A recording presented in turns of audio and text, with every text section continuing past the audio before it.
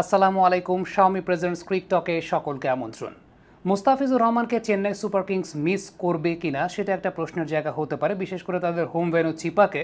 মুস্তাফিজুর রহমানের যে ট্র্যাক রেকর্ডটা আমরা দেখেছি গেল সিজনে, সেই ট্র্যাক রেকর্ড অনুযায়ী মুস্তাফিজকে তো মিস করতে বাধ্য চেন্নাই সুপার কিংস।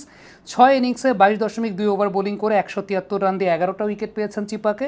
7.75 তার ইকোনমি রেট এবং প্রতি 15 রানে তিনি একটা করে উইকেট পেয়েছেন। এবং চিপাকে দেখা গেছে মুস্তাফিজুর রহমানের কাটারগুলো বেশ ভালো ধরেছে, ব্যাটারদেরকে বেশ টাফ টাইম তিনি দিয়েছেন।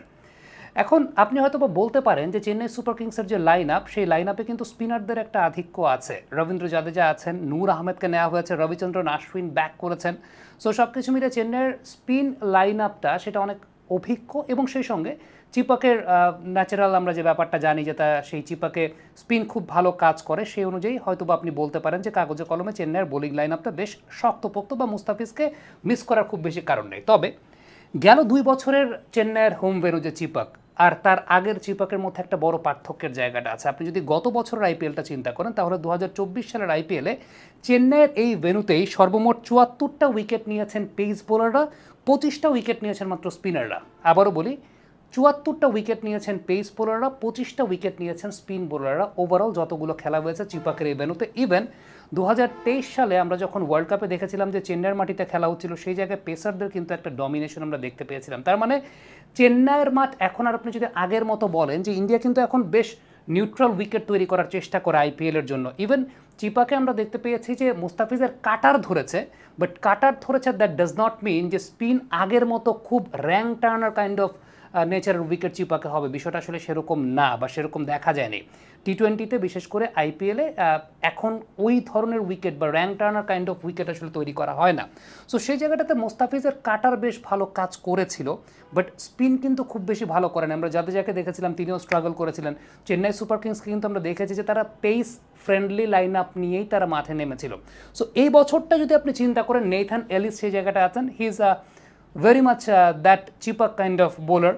মুস্তাফিজের কাটার যেরকম ধরেছে, নেইথান এলিসের সেই ভ্যারিয়েশনটা আছে। হ্যাঁ, এই জায়গাটা হয়তো একটা হ্যান্ডি অপশন হতে পারে, বাট সেটা মুস্তাফিজকে আসলে কতটুকু রিপ্লেস করতে পারবে সেটা একটা প্রশ্নের জায়গা থাকে। পাথিরানা ডেফিনেটলি চিপাকের মাটিতে তার র পেসটা দিয়ে ভালো করেছেন। আবারও বলছিলাম যে চেন্নাইয়ের মাটিতে কিন্তু ওই একটু এক্সট্রা পেসটা বেশ ভালো কাজ করেছে গত বছরটা। 74টা উইকেট পেসাররা, 25টা উইকেট পেয়েছিলেন স্পিনাররা।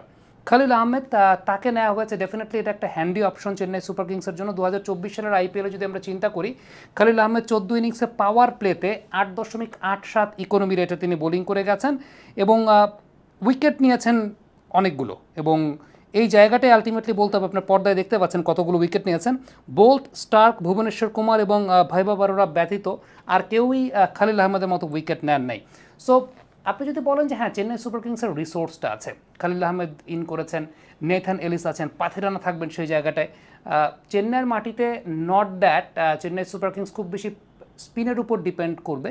ডেফিনেটলি পেস ডিপার্টমেন্টটাও শক্তপোক্ত তারা করতে চাইবে, কারণ নাওয়াইডেজ আমরা দেখতে পাই যে আসলে চেন্নাইয়ের মাটিতেও পেসটা কিন্তু বেশ ভালো কাজ করে রাদার দেন স্পিন, কারণ টি-20তে ইন্ডিয়ার আগের মতো ওই ধরনের উইকেট বানায় না।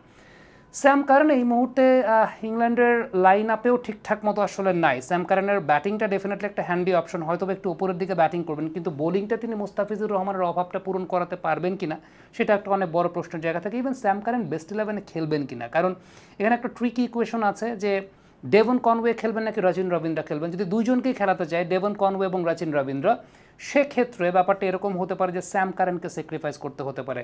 ডেভন কনওয়ে, রচিন রবীন্দ্র, সেই জায়গাটা যদি আপনি চিন্তা করেন যে নেথান এলিস এবং মাথিসা পাথিরানা, এই চারজনের লাইন আপটা নিয়ে হয়তো বা বিদেশিদের লাইন আপটা পরিপূর্ণ করতে পারে। জানি না স্যাম কারেন কতটুকু হ্যান্ডি হবেন ওই চিপাকের উইকেট কনসিডার করলে পরে। আমার কাছে মনে হয় না যে মুস্তাফিজের অভাবটা পূর্ণ করতে পারবেন, বা স্যাম কারেনের কারেন্ট যে ফর্মের জায়গাটা আছে কতটুকু হ্যান্ডি হবেন সেখানে একটা প্রশ্নের জায়গা অবশ্যই আছে। সো ওভারঅল যদি আপনি বলেন যে মুস্তাফিজুর রহমানকে চিপাকের ভেন্যুতে চেন্নাই সুপার কিংস মিস করবে কিনা, আমার কাছে মনে হয় ডেফিনেটলি মিস করবে, no doubt about that. Comment বক্সে আপনাদের মন